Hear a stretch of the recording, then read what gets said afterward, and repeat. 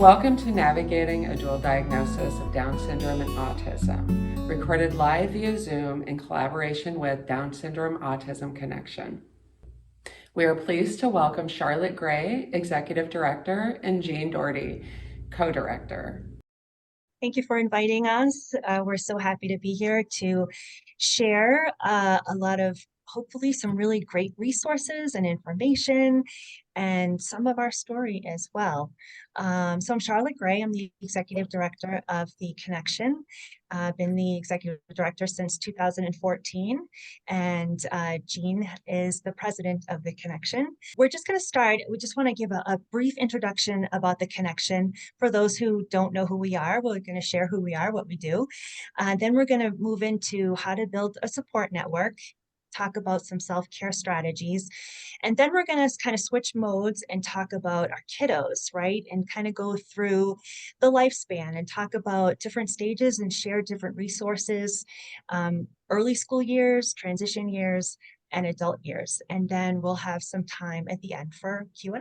Connection actually has been in operation since 2007. And we officially became a nonprofit in 2011. So we have been providing specialized outreach for a long time, doing this wonderful work. And we do that in many different ways. We do that through support, education, and resources. One of the biggest things that we do every year, we have a wonderful relationship with the NDSC. We get invited to their conference every year. And this coming year, it's going to be in Phoenix, Arizona in July. So looking forward to that. We also do other local conferences as well. We do webinars like this. And we also have a Facebook public page and a private page. So the private page are for families who have an official dual diagnosis. It is a safe place to share. We have over 2,000 members on that page from all over the world, from internationally as well, from Germany, Australia, England. So it's amazing. It's a wonderful place to connect, to share your victories, to share your hard stuff, and everything in between. So it's a great way to get support and resources too. We also do a monthly Zoom meeting that is actually starting up tomorrow night at 8 o'clock Eastern time. So if anybody's interested in joining, that's the email. You can email me for the link. We typically run that from September through May. We take the summer months off. So again, it's another great way to connect with other families on this journey. We also have some wonderful resources. My sister Teresa's on the call today. This is her wonderful book and her story about her son's journey. And it's a great book. If you don't have it, get it. When I read the book, I thought I was reading about my own life. It was amazing, very relatable. She has wonderful resources and strategies all throughout as well. And we also have our information kits, which is chock full of great information. It's great for new families that are on the journey, but it's also really great for teachers, educators, even the Down syndrome clinic doctors use our kits and give them out to new families getting the additional diagnosis. Robin Sattel, actually started the Connection, and Margaret was the first mom that she met whose son also had the dual diagnosis, and together they started the first support efforts, and together they wrote this book, When Down Syndrome and Autism Intersect. Unfortunately, it is not printing anymore, but the good news is they are almost done with the second edition. So that is supposed to be coming out by the end of this year, and we are super, super excited for that. The next important thing to know about the Connection is that all of us on the board are parents, right? We get it. We talk the talk because we walk the walk, as I like to say.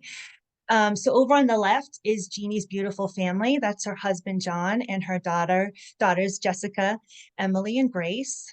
Jessica has the dual diagnosis, and she's 28. So let me tell you a little bit about Jessica. So she, at age 3, Jeannie and John noticed that she wasn't really progressing like her peers in early intervention. She was more like children with autism than children with Down syndrome. She got her official diagnosis at 8 years old. And some of the challenges that she still has, she has an aversion to some solid food. Her preference is liquid or pureed foods. She's really hypersensitive to her environment. So any kind of noise, temperature, lights, babies crying, really sensitive to that. She's not a nonverbal communicator, but her receptive language is much stronger than her expressive language. And changes to routine have always been a challenge. So she can have times where she can be very inflexible. But there are some things that make Jessica happy, like music, her family. She enjoys meaningful days. She has real friends. She's funny. She's smart. She's quirky. She loves her iPad and she's great with Snapchat. She also has a sixth sense about people. She's very intuitive. She can understand others' body language and facial expressions, and she is very empathetic. Um, I also forgot to mention that they live in Colorado, where she attends a day program 5 days a week. So now over to the right, another handsome family is my family. That's my husband, Bill, and our son, Jacob. Jacob is 20 years old and has DSASD. And we now live in Colorado. We just moved here in June, towards the end of June. And Jacob attends the same day program as Jessica, so they get to be buds and hang out and have a meaningful day. And so Jacob, again, I noticed the same thing at age 3, that he wasn't quite like his peers with Down syndrome. And he got his official diagnosis when he was 5. So some challenges that he still has, he is also a nonverbal, non-speaking communicator. He is incontinent still. He has difficulty with transitions. So we see a lot of dropping to the ground, especially when there's a last minute change in routine.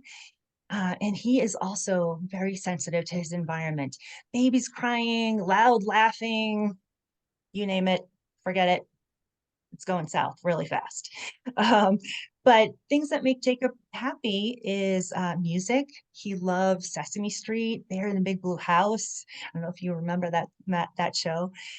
He loves listening to Bible stories on his iPad, swings, swimming, ice cream, and he loves foot rubs, which is totally my fault, and I admit that. Um, but again, we completely understand, and curious to know if I've described your child, and if I did, you're in the right place. So, and you're not alone. So, and again, there's our information. We are available, phone call, email, 24/7. How do we build our support network? This is really important. When that additional diagnosis comes into play, the feelings of grief come back, right? It's not the journey that we originally planned, and it can feel like another label. It's new charted territory. Just when we've gotten comfortable with the Down syndrome, okay, now it's something new. And what do we do? It can be really isolating. And I don't know about you, but I even feel the isolation sometimes within my own family, right? Some of my family members don't understand. And so it's really, really important. And I can't stress this enough, to build your circle of support, and do it now, do it early. Don't wait. The more people that know your child, the better. That can be anybody, church family, friends, school support staff, neighbors, the mailman, anybody. Start getting used to that. Get your circle of support going. This will not just enable more independence for you, but it will also enable more independence for your child, and that's not a bad thing. Getting them used to other people is a good thing. Contact your local support agency to see if there's, you can pursue personal care attendant or family caregiver options or respite hours. All of that is going to help, and all of that is also going to be a way to take care of yourself. So this is a big one. And, when people say self-care, people think exercise. I don't have time to exercise. I don't. I know I don't. I really don't. But there are ways that we can do this little by little and very easily every day. Setting goals for yourself, your child, and your family. So when I say goals, I don't necessarily mean like, New Year's Eve resolutions, right? Those are no, too big. Today, I'm going to get up and I think instead of working through my lunch, I'm going to go for a walk.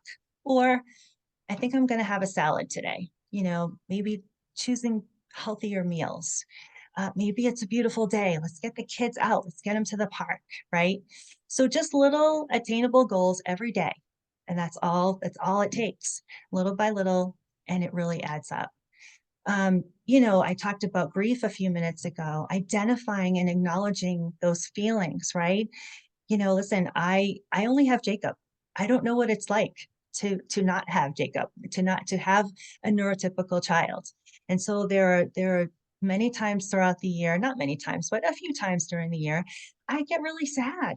And I know that. I know it's happening and I acknowledge it, but then I get past it and I move on and I don't stay there. And if you feel like you're going to stay there and you feel like you're stuck, go seek professional counseling. Connect with us, right? Join the support page. Call family and friends who know you best. Sometimes you just need somebody there to listen. Jeannie has been that person for me. Doctors, therapists, religious organizations, right? Anyone that can help maybe address any unanswered questions you might have. Again, conferences are a great way to connect parent to parent, making parent to parent connections, making sure we go to the doctor, even though, who wants to do that? But we have to take care of ourselves.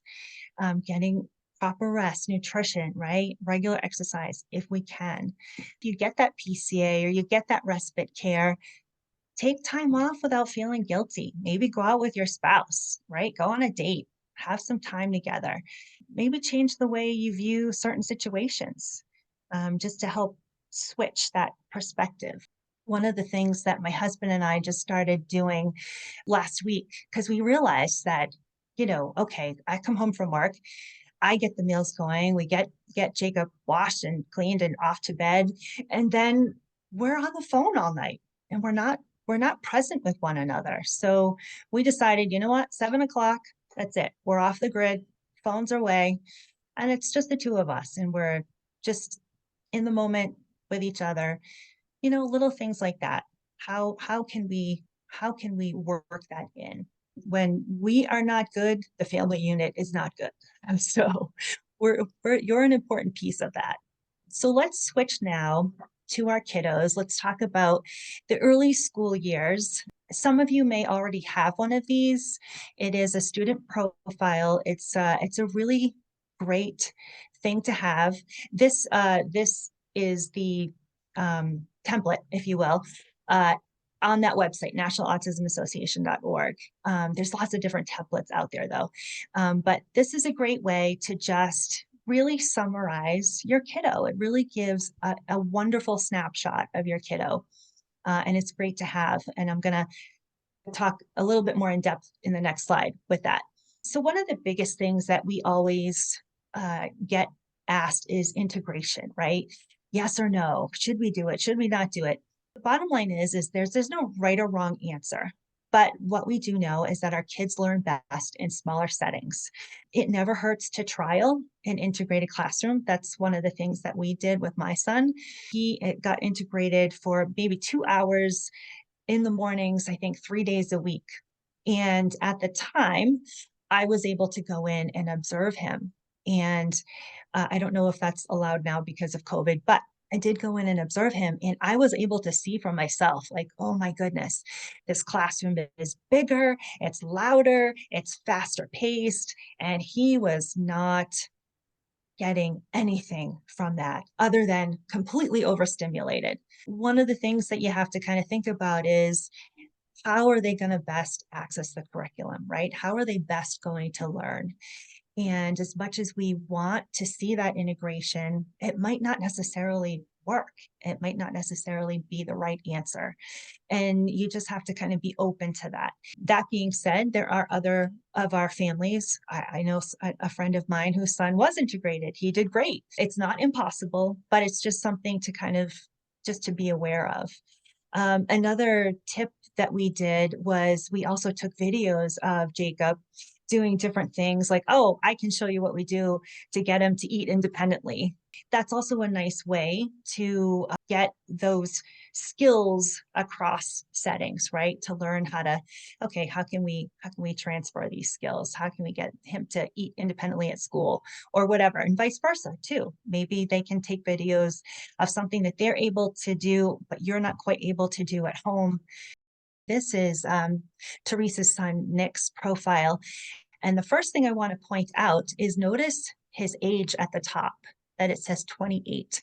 So the student profile doesn't necessarily mean that it's only for school. Okay. So it's wonderful to have if they're in a day program. It's wonderful to even have if they have a job, right? Again, it's that snapshot. And so it's a little bit different, a couple little different categories. She's got this great vision statement, again, pointing out like, you know what, we want you to meet Nick at his level, right? She talks about his strengths. She talks about what works for him, routine schedules. This is all really helpful information, right? What are some things that he struggles with? And what could be some things that, you know, could set him off, right?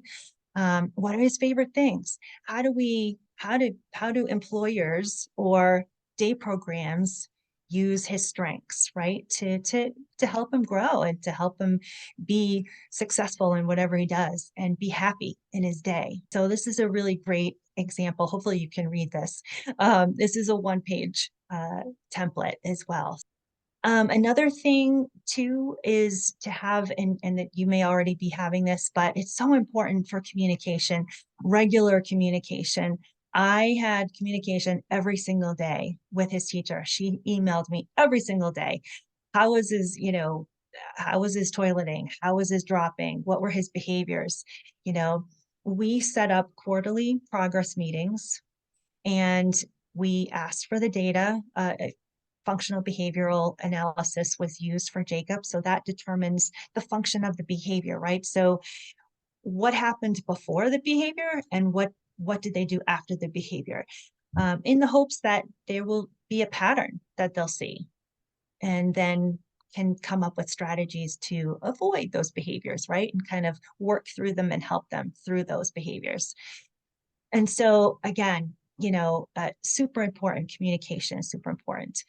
If you have a home therapist, we had ABA in the home, our BCBA came to all of our IEP meetings and worked together with the team.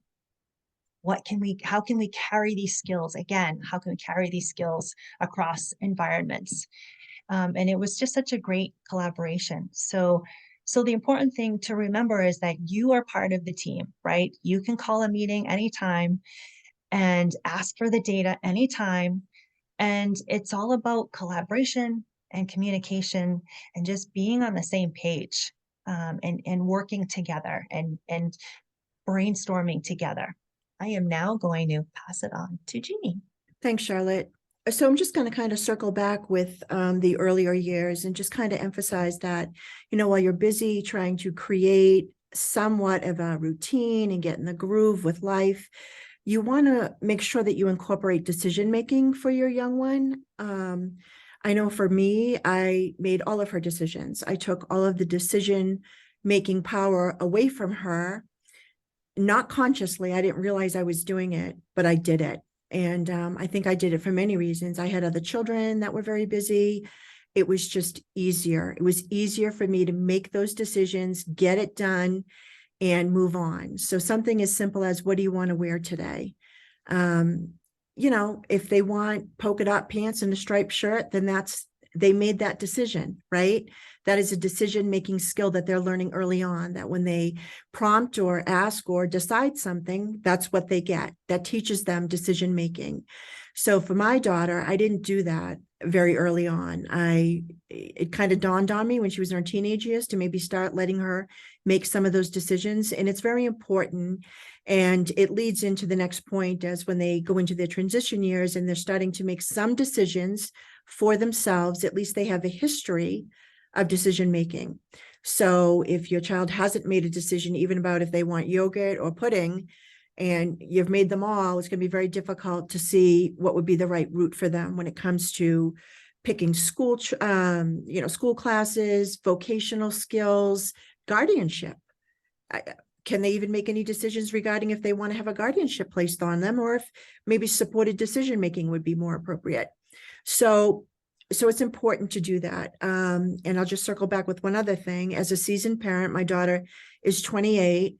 And as Charlotte said, my family loves Jessica, my extended family. I have a big family, and so does my husband. They love her, but they don't know her like the paraprofessionals know her at school. They don't know her like my other children's friends' families know her. They love her, but they're not hands-on. They don't always see every part of her. They may see her at her birthday. They may see her at Christmas. And those times she may not be a shining star then, because she doesn't like loud gatherings in a small space with lots of children running around, or a dog barking, or Christmas lights. And, it doesn't really represent who she is on those occasions for my family, but the paraprofessional certainly knows her better than some of my family. So keep those people in mind when you're thinking about respite or home support, because oftentimes they're going to be your greatest catch to help you have some respite time and gain some independence. So at age 14, your child starts to attend their own IEP meetings. If that's what they want and it's possible and it's successful, please invite them, and they can get used to it because they still have many more after 14.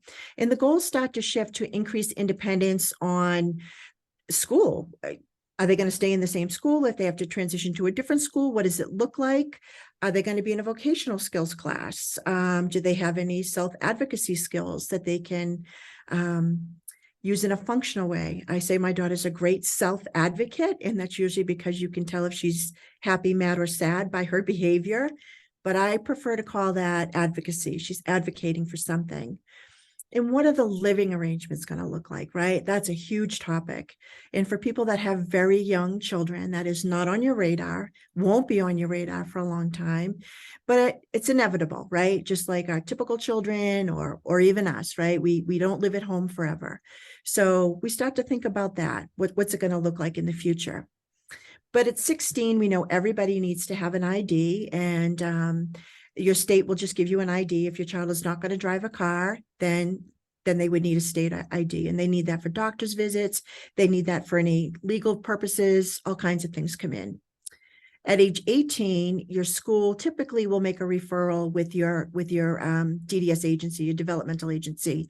Let them know that they're on the radar and that they're going to need services beyond 18. And usually there's a transition thing at school that they do right through 22 if they stay in school at that time. It also kind of prepares the state for them after 22 when they go into day habilitation or community-based day programming or working, whatever that looks like. You want to apply for Social Security, SSI. Most of our friends with Down syndrome, and almost all of them that I know of with the co-occurring diagnosis, are eligible for SSI. SSI is not based on your family income at this point. It's based on your child's income only. And my daughter has no income, so there was no restriction there.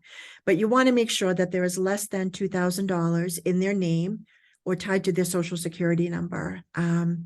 The government thinks that is too much money for someone to have, and they will stop your benefit. They'll stop your SSI and they'll stop your Medicaid.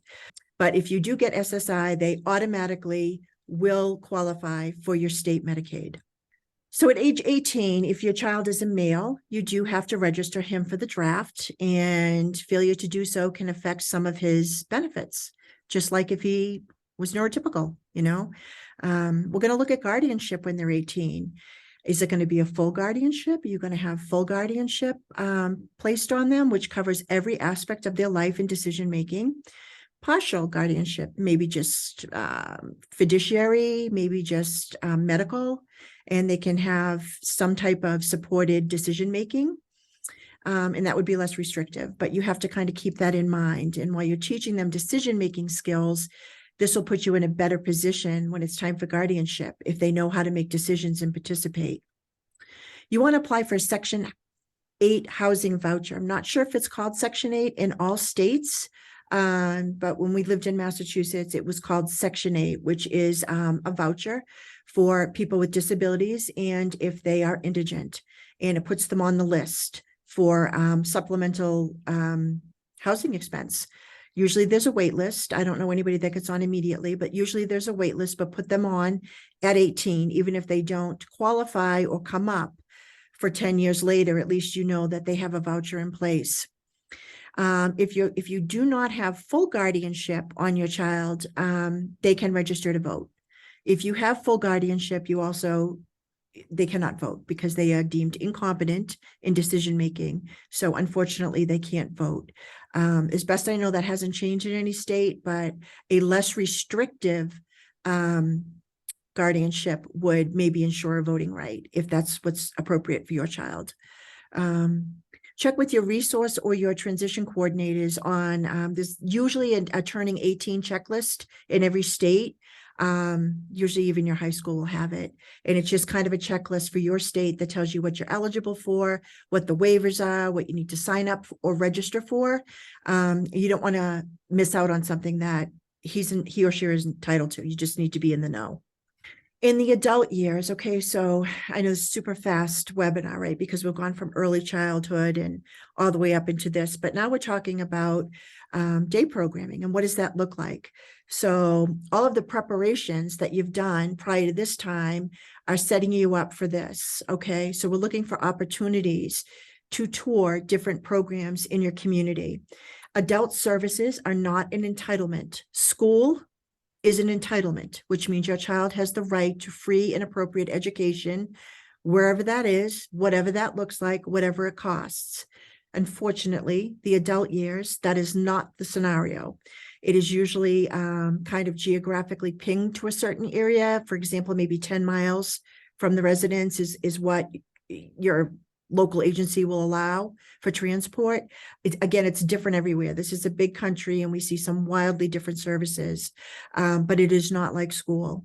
So when we're looking at day programs for adults, typically over 22, they can go in as soon as 18 if they activate their adult services. But typically at 22, and there's two types. There's community-based day support, less restrictive. Just like it says, it's usually out in the community, it's community-based. So they may go to a center in the mornings and then return in the afternoon, but they're out during the day for the majority of the day. They don't need as much support. Sometimes these friends are more independent, have less challenges. And then there's day habilitation. Day habilitation is an environment that, just like it says, it's day habilitation. There's more resources there in terms of more support. They maybe don't go into the community as much. It's a more therapeutic setting. That's what it was intended to be. So hopefully that's what they would be receiving if they needed it. And some programs are a combination of both. Some do some community days part of the day and then, or part of the week, and then the other part of the week, they're in the day habilitation portion of the program. And Medicaid and your state share the costs of those.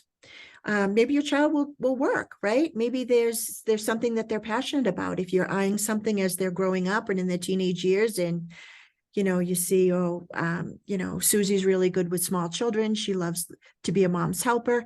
Well, maybe a volunteer in a daycare or a mom's helper would be a great avenue to go down for them. And then hopefully that parlays into a paid employment, right? If they start off with a volunteer to see what's working, maybe if they do really good, they're successful and they're loved by the employer in the community, they get offered a job and then they have meaningful paid employment. What does transportation look like? Well, that's a good question. We know that in the early years, they're entitled to transportation to school. Sometimes I know that's an absolute nightmare. It was a struggle for me when my daughter was young, but we always had to work it out, but it was never seamless. It never went the way it was supposed to go.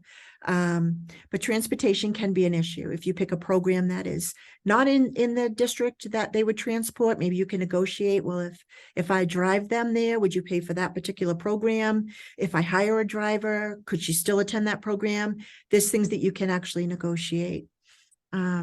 Well, what do you do if there is no day program that's appropriate or the wait list is too long? So we've seen a lot of this in the last couple of years, right? We've seen programs shut down. We've seen our friends with Down syndrome and any other intellectual disability just kind of be sitting home and waiting it out and hoping that their program will start up again. But in the meantime, what can you do? Well, perhaps your district has a self-direction program where they can provide some funding that they've allocated for a day program. And since the child's not attending that, they can put the funding in some type of budget for you to create that. Charlotte and I talked about this before we moved. We would hire a driver. We would share our funding. Jake and Jessica have very similar interests. We could create a meaningful day for them out of the house, whatever that looked like, if they didn't have a day program.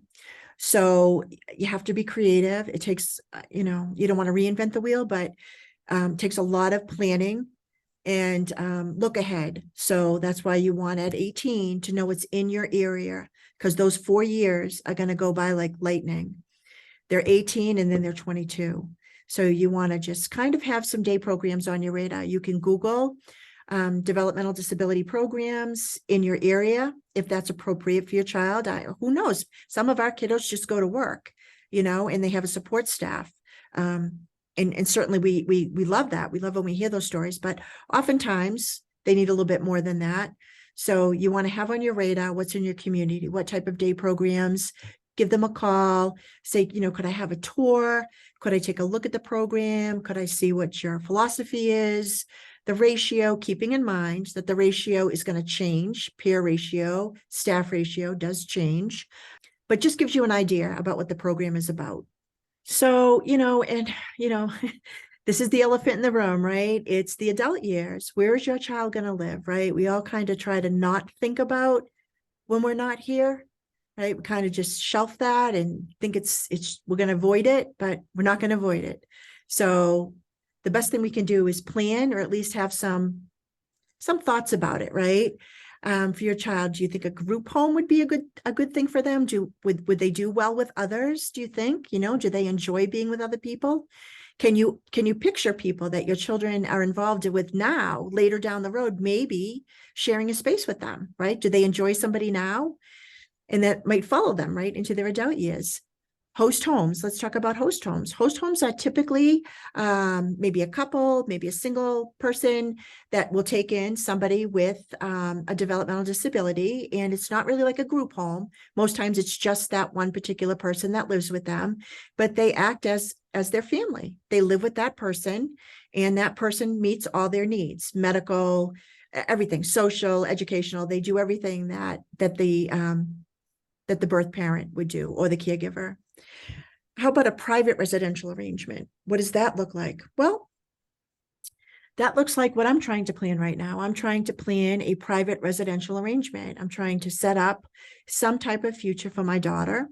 I'm thinking about maybe buying a condo, a 2 or 3 bedroom condo, and having her go into that condo on Friday after group, staying the weekend, and then I pick her up at group on Monday afternoon.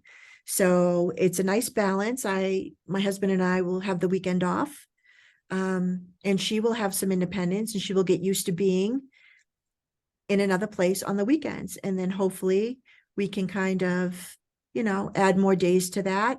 And I would, maybe a friend, maybe Charlotte's little guy, Jake was not little, he's 20 now, but maybe Jake would like to do that on the weekends with Jessica, and we would have staff in the house. So Jake and Jessica would go to this private residential arrangement with staff and caregivers around the clock for the weekend. And thinking in my personal situation, I have a big home now that we have.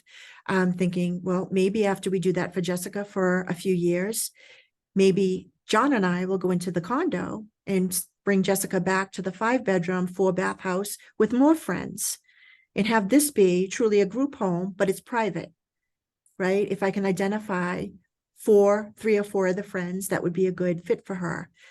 So that's what I'm thinking would be good for her, right? I'm making that decision, but I think I'm making it based on what I think she would want, not what would be convenient for me. So shared living is also another option. Shared living is maybe it's a combination of a host home and group home kind of thing. Shared living is usually that partner brings funding to a living situation. There's usually a host provider, and shared living maybe have 1, 2, or 3 friends living in the house, not technically a group home, but not technically just a host home. So they're kind of sharing, all 3 are kind of sharing the expenses and the responsibility in the house. So this is just what it looks like in the area where we live. Where you live, it may look completely different, and you can maybe even create what you think would be a residential arrangement for your child. I think the community that helps us create these programs, if you bring a good business model that looks like it would be successful, then they're probably very open to help fund that, because there is a shortage of spots in group homes. I know lots of people say there's a wait list. We want to put our child on a wait list, and it just doesn't work that way. Usually when a person gets into a group home, it's based on kind of a level of necessity and urgency. So you never want to be making these decisions when it's urgent or in crisis. You want to kind of have a plan before that happens. So for me, what would work is seeing Jessica kind of gaining some independence in another living situation while I can watch it in real time and fix if it's flawed, what needs to be tweaked, what's working, what's not working. I want to be able to do that for her. And I don't want it to be, too late that I just have to settle for, because it's a crisis that she's placed wherever she goes. And I just have to accept that. So there's lots of things to think of in the adult years. But keeping this in mind, what you do in the years before that kind of helps set you up in making these decisions a little bit easier, because maybe your child will be able to participate in some decision-making about what they want. My daughter really didn't kind of bloom until her teenage years. So for a long time, there was no progress, none, developmentally. I just thought, this is where we land. This is it. And then she surprises me. And then she learns something new, or she rises to the occasion and completely calls my bluff. And always pleasantly surprised that we're all lifelong learners, including our children. So never say never. Things change, and you just want to keep an open mind. As a seasoned parent, the other thing I wanted to say was just remember, like Charlotte said, keep your circle of support open, because our world got very small in the early years when Jessica was young and really, really behavioral, and nobody understood her. She was so misunderstood, and I just felt like I had to protect her, that no one could take care of her the way that I could, or no one would understand her and just think that she's behavioral or not good. And she's so not any of those things. But what I did was made my world very small. So I didn't have a lot of people to lean on for help. It was basically just my husband and I and a close friend and, her sisters. But if looking back now, I definitely would let people help. I would introduce my child. I would explain my child. I would let them understand them. I would include them in everything, my family, whether they want to know it or not. This is what they're doing. This is what they don't like. And I think people want to help. They just don't know how. And if we don't provide opportunities for them to help, it just doesn't happen. You're your child's advocate, right? You're not only their voice, you're their microphone, right? And we need to say it loud, and we want everybody to understand them, because with understanding comes education, and we want people to understand our children and not judge them. Did I say less than $2,000 a month? Less than $2,000 total, sorry. Less than $2,000 in assets, total assets. when you were talking, like that private residential situation with, like the caregivers or like, with staff, like do you pay that staff? I mean, what is the funding for? Yeah, so that's a great question. I live in a state that has a waiver that will pay for a caregiver. So, my plan is, and this is just my personal plan. This is not any, whatever, you got to do you. But right now I get paid to be Jessica's caregiver by the state of Colorado. She qualifies for that waiver. And so what I'm doing is I'm saving the bulk of that money for the down payment for the condo. Now I'll get that stipend every month. I get it every month. It is tax-free stipend that I get. That will cover a caregiver. And if there's another friend or two that go in there and they also have the waiver, that will help pay the mortgage.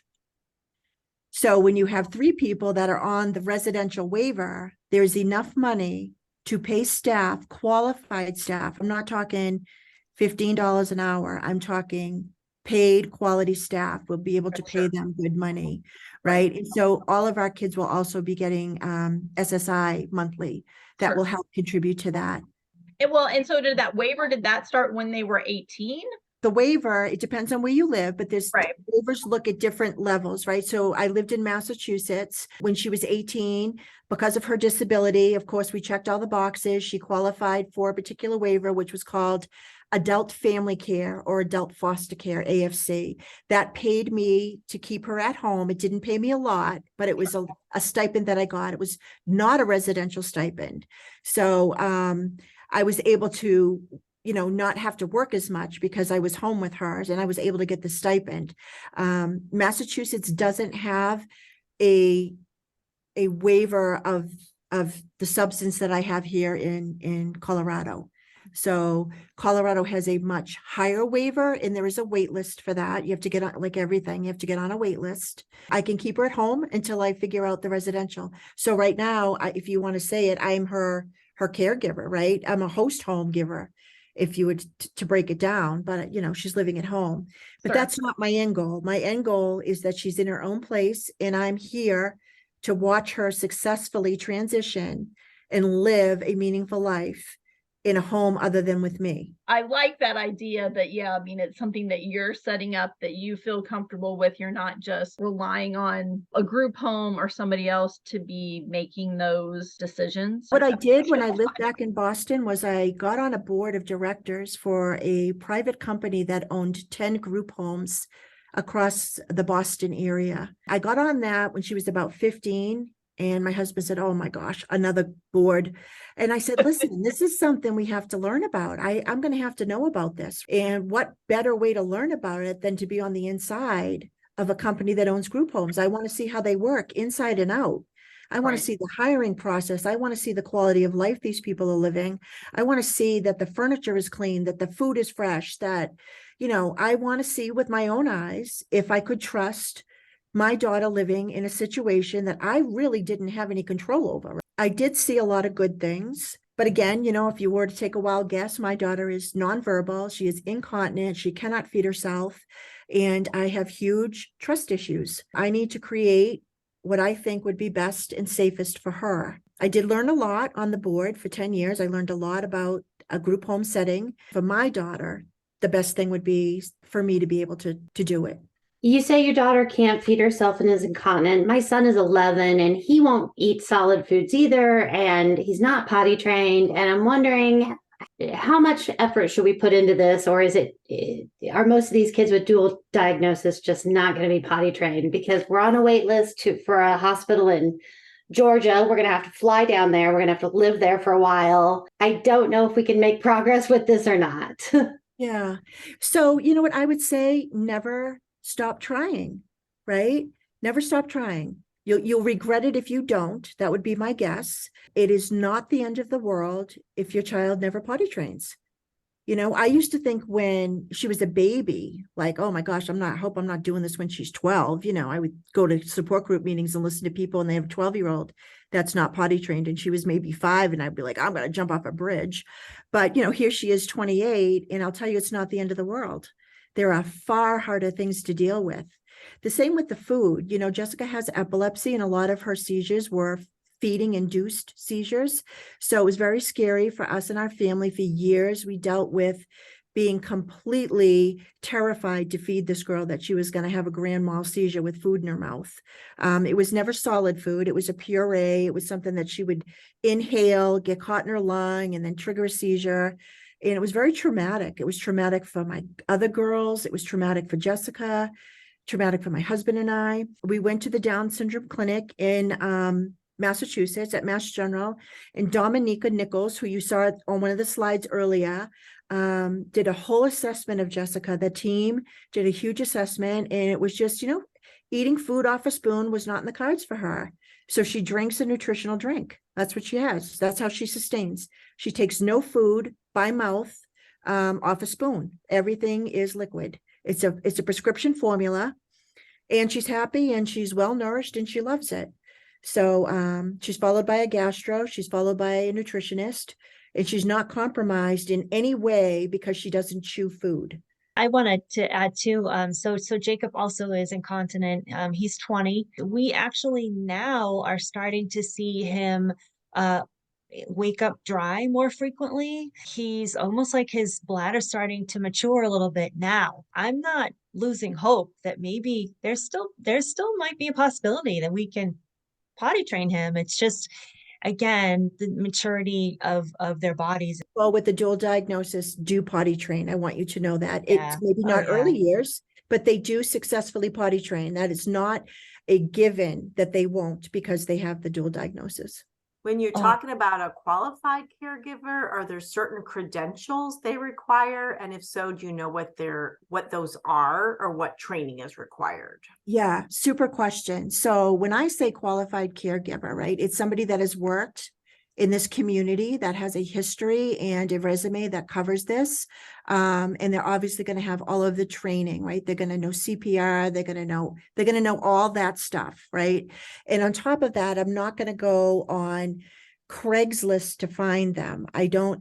Or care.com. I'm not looking for a babysitter. I'm looking for a qualified caregiver, somebody that understands the community, the demographic they're dealing with, someone that maybe has sign language in their background, someone that understands behaviors are not bad things, that behavior is communication to be understood or deciphered and not always disciplined, right? Because a lot of times people are super fast to discipline a behavior when instead of trying to understand the behavior. My feeling is that they have to understand the community and not just take the job.